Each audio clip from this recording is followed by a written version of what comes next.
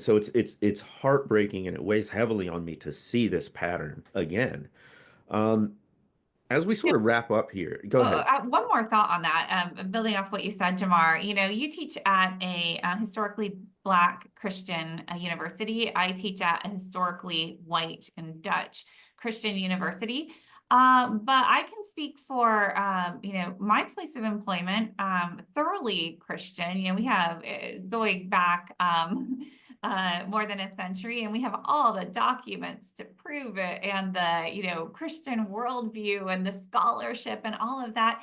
And we also have a decades-long commitment to diversity and equity and inclusion.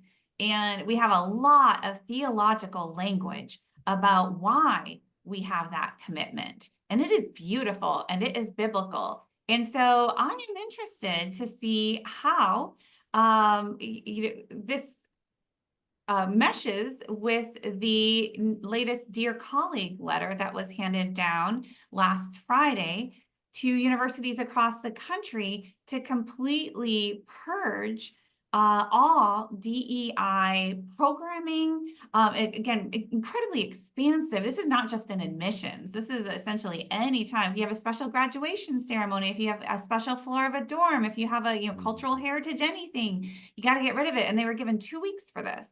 So I'm deeply curious how religious colleges who have embraced this commitment to, whether they use those words or not, to, let's just say, you know, the full flourishing of the body of Christ and you know, the cultural diversity on their campuses as a religious mission, how they're going to stand up, if they're going to stand up to defend that commitment from a religious standpoint. Because my goodness, this sounds like a really good test case for the anti-Christian bias task force.